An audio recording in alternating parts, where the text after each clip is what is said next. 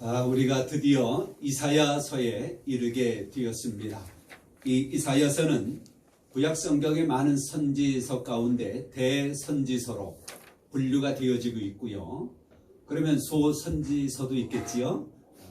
또 선지자들이 많이 있습니다만은 이사야를 가리켜서 대선지자라고, 그러면 소선지자도 있겠지요. 대선지자라고 이사야를 부르고 있습니다. 그런데 저는 이사야 말씀을 볼 때마다 놀라움을 금치 못합니다. 읽다가 와우 하는 경우가 있고요. 이사야서를 읽다가 멈추고 묵상하는 때가 있고요. 와, 어떻게 이렇게 오래전에 예수님에 대하여 이렇게 적나라하게 정확하게 예언을 했을까라고 하는 감탄을 하면서 이사야서를 읽게 됩니다. 이 이사야서는 예수님 오시기 전 어떤 분들은 650년이다 700년이다 그렇게 이야기를 하는데 700년으로 말씀을 드리겠습니다.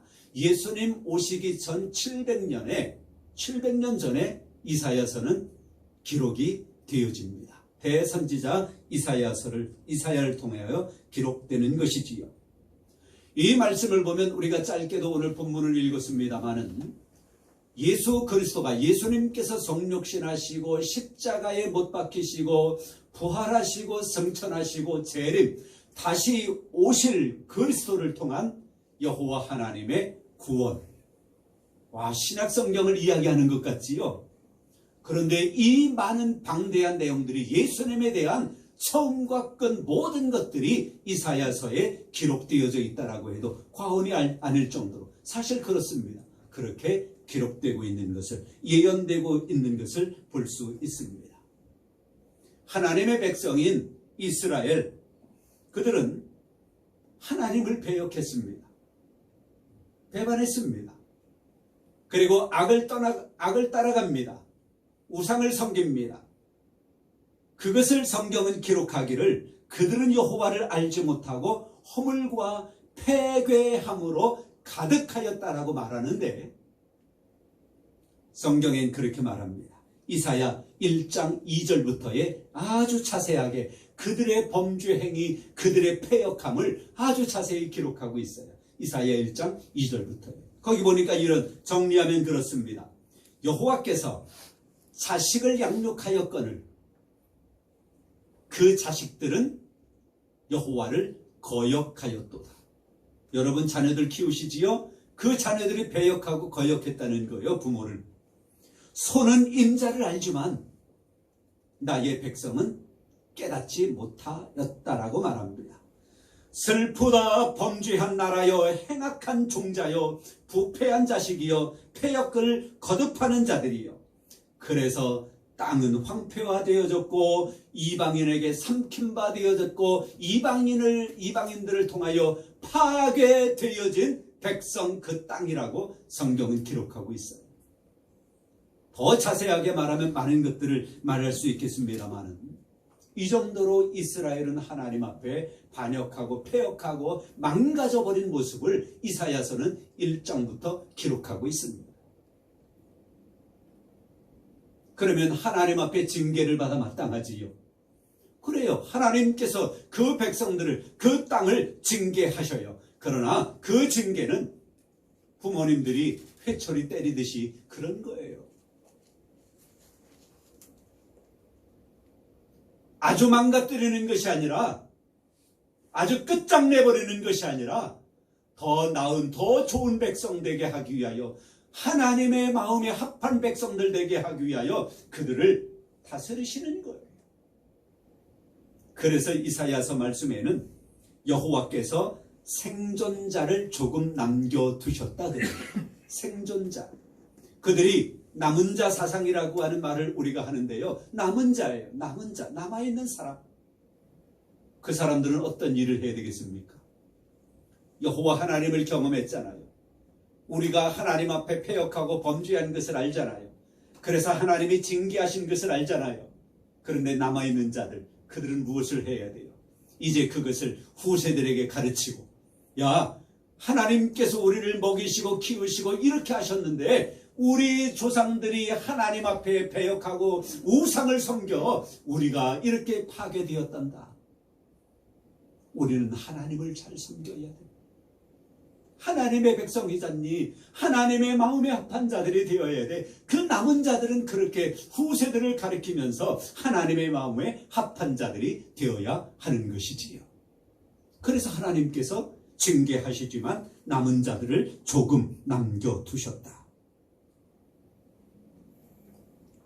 그리고 이제는 그 남은 자들로 하여금 더 크게 하나님 앞에 구원받은 백성으로 그것이 성취되게 하기 위하여 우리 하나님은 이 땅에 그리스도를, 예수님을 보내주신 겁니다. 구약 성경에 예수 기록, 그 이름은 기록되어지지 아니하지만 메시아로 기름 부음 받은 자라고 하는 뜻, 메시아로 기록되어집니다.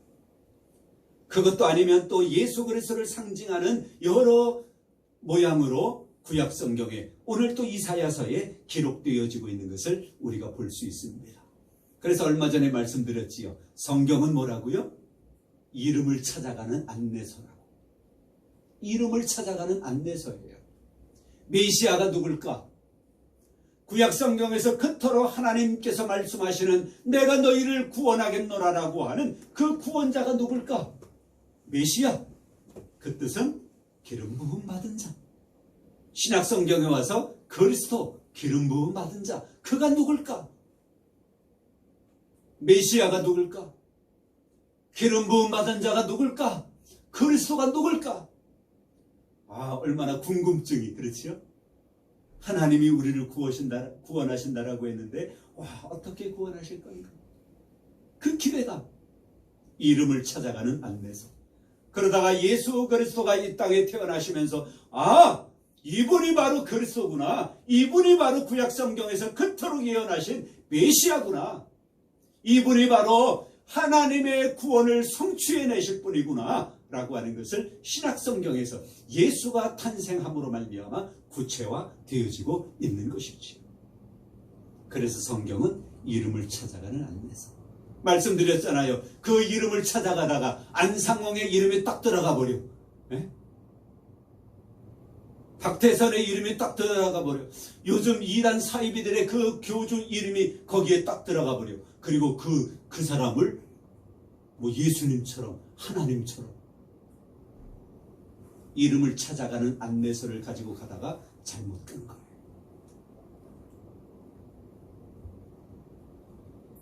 이사야 7장에서부터 9장까지가 예수님의 탄생에 대한 이야기들을 많이 주고 있습니다.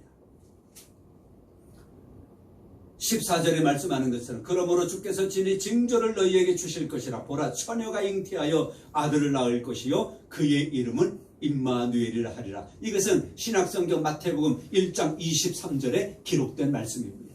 물론 그의 이름을 예수라 하라, 그 말씀도 신약성경에는 기록되어 있는 것을 볼 수 있습니다. 그런데요, 4장 말씀, 이사야 4장 2절에 보면 여호와의 싹이 아름답고 여호와의 싹이 나와요. 싹.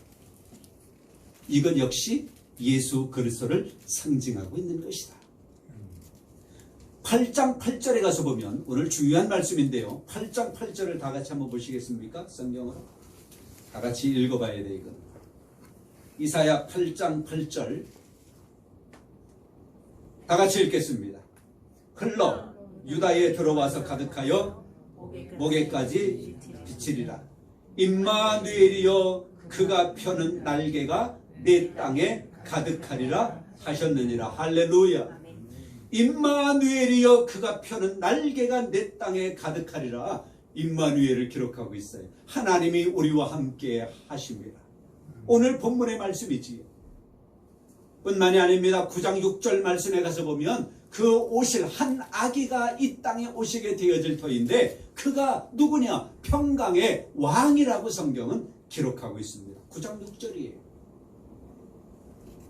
그래서 이렇게 자세하게 오실 그리스도에 대하여 예언하고 있는 것입니다. 임마누엘의 땅, 이 표현을 보면서 저는 전율을 느꼈습니다. 임마누엘의 땅, 과연 그 땅이 무엇일까? 아수르 왕의 정복에 의하여 그 군대에 의하여 침입당한 유다 땅, 곧 거룩한 땅이 그리스도의 영토임을, 하나님의 땅임을 나타내주고 있는 거예요. 성경시대의 바벨론에 의하여, 아수르에 의하여 하나님의 나라가, 하나님의 백성들이, 이스라엘이 파괴되어지고 침략당하고 그런 일들을 당하잖아요. 이것은 그리스도께서 그분의 백성, 하나님의 그 백성, 택함받은 유대인들과 지금 택함받은 저와 여러분들, 우리들로 하여금 거처하게 하시는 그 땅이다. 임마누엘의 땅, 하나님이 우리와 함께 계십니다. 택함받은 유대인들은 그 임마누엘의 하나님과 함께 가나안 땅의 삶을 살아갔습니다. 지금 예수 그리스도를 믿는 저와 여러분들은 하나님이 우리와 함께 계심이라 라고 하는 그 하나님의 놀라우신 은총 속에 하나님과 함께 살아가고 있는 거예요. 어디에서? 하나님께서 마련해 주신 하나님의 임마누엘의 땅에서. 지금 우리는 하나님과 함께하고 계셔요. 지금 이곳은 어디입니까? 하나님이 함께 하시는 곳입니다. 이곳은 하나님의 땅입니다. 거룩한 땅입니다. 임마누엘의 땅, 하나님이 선택해 주신 이스라엘 땅은 적어도 26세기 동안 침략자들에 의하여 점령되어 왔습니다. 바벨론에 의하여, 아수르 사람들에 의하여, 메대와 바사 사람들에 의하여, 알렉산더 대제 휘하의 헬라 사람들로 인하여 하나님의 땅은 침략당해 왔어요. 우리가 성경을 알고 있다면 우리는 지금 중동 세력을 눈여겨보아야 할 것입니다. 지금 그곳은 물론 그 전에 로마 사람들에 의하여 침략당한 적도 있었지만 지금 중동은 이슬람 교도들에 의하여 점령되어져 가고 있는 것을 우리가 봅니다. 물론 그 이슬람 교도의 그 영향력은 유럽을 통하여, 그리고 우리나라에도 언제든지 우리나라를 점령하기 위하여 지금 호시탐탐 노리고 있다라고 하는 것을 우리는 기억해야 할 것입니다. 요즘 이스라엘이 전쟁 중에 있죠. 끝났나요? 그 하나님의 땅 이스라엘은 수도 없이 매 순간순간마다 왜 그렇게 그 땅은 전쟁이 많은지요.